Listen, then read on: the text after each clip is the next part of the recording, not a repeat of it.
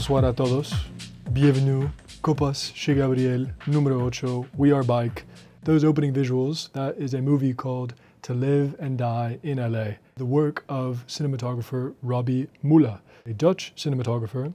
He was also a member of the BVK, which was the Berufsverband Cinematography, which was the German Society of Cinematographers. Pretty cool stuff. Now, the BVK defines cinematography via its ancient Greek root words. Kinema, meaning movement, commotion, or inner impulse, and then graph, meaning painting, drawing, or writing. Now, this idea of cinematography being an expression of an inner impulse is very sexy. When you speak to me like that, I get excited. Müller was in fact known when speaking with his directors, when it was time to light the scene, instead of saying, let's set up the lights, he would say, let's make light, as if creating light were akin to making love. En español, de hecho, decimos, when a woman gives birth, dar a luz, da a luz, dio a luz. She brought light into the world. From what I can tell, Müller was known for two main principles. His first was his use of natural lighting. I think probably back in the day, this was a bigger deal than it is now. I think it's no longer that compelling. You have so many cinematographers. Emmanuel Lubezki from The Revenant trabajaba solamente con la luz natural. I will admit es un reto. Realmente es difícil. Solamente puedes trabajar, solamente puedes grabar en el atardecer o durante el amanecer. Así que eso es difícil. Logistically, that's challenging. But it's just no longer that, I don't find it that compelling. The second one he was known for was his use of cinematography to express a movie's themes or a character's emotions. What I'm referring to is, in the movie Drive, for example, Nicolas Winding Refn's Drive. When the female lead, the blonde chick, when she's on the screen, there's literally more red stuff, mise en scène. The set design is literally more red. Red shirts, red stuff in the background. When it's just Gosling, it's more blue. This is a nice touch, but again, it just feels a bit too film buffy, indie filmmaker, like bruh, no one really cares. I'm sure it is impactful subliminally, and that is cool. Now, there are two principles that Müller was known for that I think are worth commenting on. His first was his appreciation for imperfections. So, on some of his movies, there would be like lots of neon lights, for example. When working with neon lights, from what I can understand, there's kind of an unhealthy sickness on the skin. It's kind of seeping into the shadows. There's kind of these nasty blemishes. Müller and his directors would have to literally take the film to the film processing team and explain, look, please don't correct this. Don't take out these nasty greens and pinks and reds. We want that. We like these glows, these blemishes, this haziness. It's cool. It gives it a dreaminess. The Batman, actually, if you've not seen the new Batman, visually stupefying. Fucking spectacular. I saw a fantastic video essay on how the Batman does something similar. The link will be in the bio. They also use these ancient kind of glass lenses that were dented and fucked up. So in some of these scenes, when it's, say like a nightclub, and you have all these ravers and it's black leather and it's sweaty and it's neon lights, because there's so much shit and sweat and gunk and wax and grease on the screen and around the screen, you feel like you're there. You feel like you're making out with someone on the dance floor. It's really immersive. It's really cool.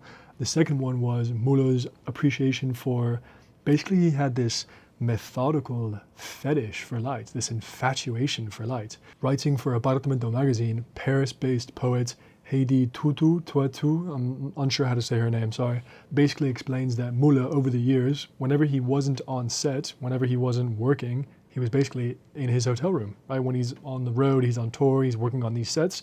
Whenever he's not working, he's chilling in his hotel room. So he's basically, what they've done is they've posthumously released this beautiful book of Polaroids that he would take in these interiors, these hotel rooms, where he would chill and just kind of do his thing. And what he was doing was, he was basically studying, he was basically just chilling and observing the light and seeing how the light would change. So you've got these stunning Polaroids, this great one in the bathroom. The palette is fantastic, first of all.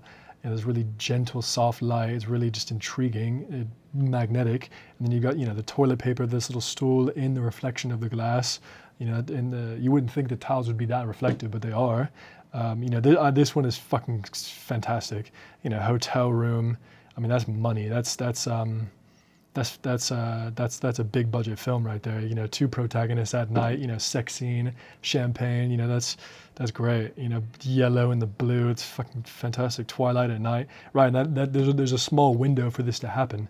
You've got this hospital room, again, kind of creepy, right? I mean, look at that pillow. Now that I'm actually looking at this closely, the pillow is kind of blown out, right? And then the shadows are dark and dark and dark. And I'm actually making out a small little glass of water on the little table next to it.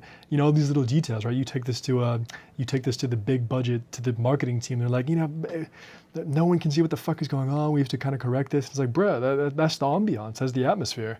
You need to kind of hold back some of these details sometimes and blow out some of the details. That's life. That's beauty. This is the perfect example.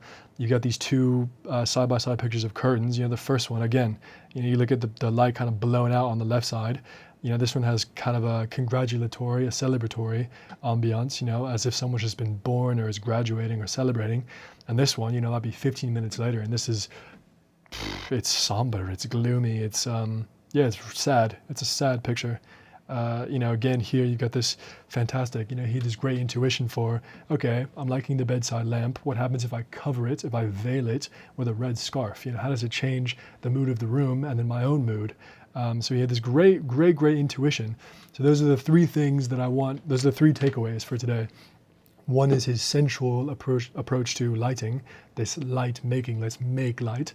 The second one was his appreciation for imperfections, right? Don't always overcorrect. Lean into that grease, into that dust, into those murky, hazy shadows.